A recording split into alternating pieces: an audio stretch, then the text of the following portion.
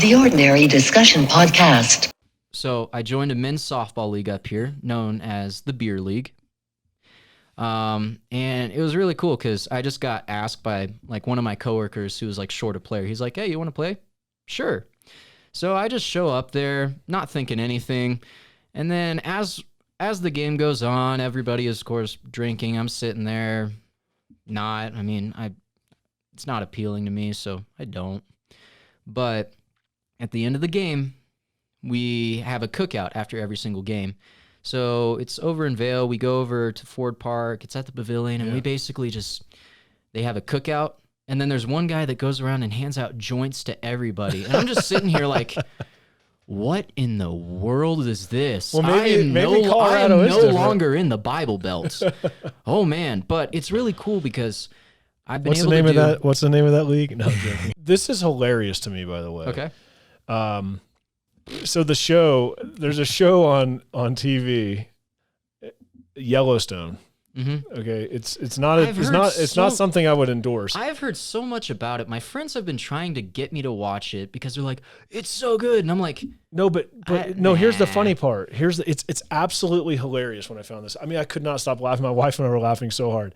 So the mom in Heaven is for Real. Oh, my movie mom. Yeah, your movie mom is this terrible lady. Yeah, that is so vulgar. I have been told on that. the show, and actually, somebody pointed out to my wife. She's like, "Hey, you know who the mom is on Heaven is for Real? It's Beth on Yellowstone." And I'm telling you, if you've watched both, you'll know why that is so funny. But I couldn't help. I have heard that before. By it's some of my hilarious. friends. They're like, "Did you know that the actress that played your mom is like exact opposite of what your mom was in that movie?" Could not be any more different. Well, I was just like, well, I mean, I guess good for her. She's doing her job well. Okay, I just want to say this because there are some very confirming things that happened to you that kind of would make any doubter be like, I don't know how I can explain that. I mean, explain some of those. So my great-grandpa, I met him when I was in the throne room, actually. I was there, and this man walked up to me and said, or he asked me, he was like, "Are you Todd's son?" I'm like, "Yeah." He said, "Well, I'm his grandpa." And it was really cool because while I was in heaven, if I wasn't with Jesus, I was with Pop, and he was taking care of me while I was up there. So family is still very important to God in heaven because that's how Pop referred to himself or how he referred to me. I'm your dad's grandpa.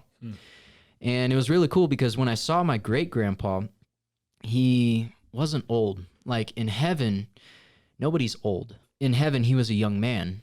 And it was cool because as I got to experience what that was like back here on earth, when I told my dad, yeah, I saw Pop.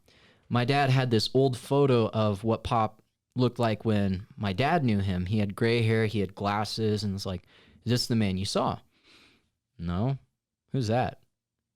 That's Pop. No, Dad, nobody's old in heaven. Nobody wears glasses. So he talked with my grandma, Pop's daughter, and somehow got an old photo of my great-grandpa. And she shipped it to my dad or mailed it to him, and I knew nothing. And he basically just called me into the room, "Colton, come here." Showed me the photo, didn't give me any context, just, "Here, look at this." "Hey, how do you get a picture of Pop?"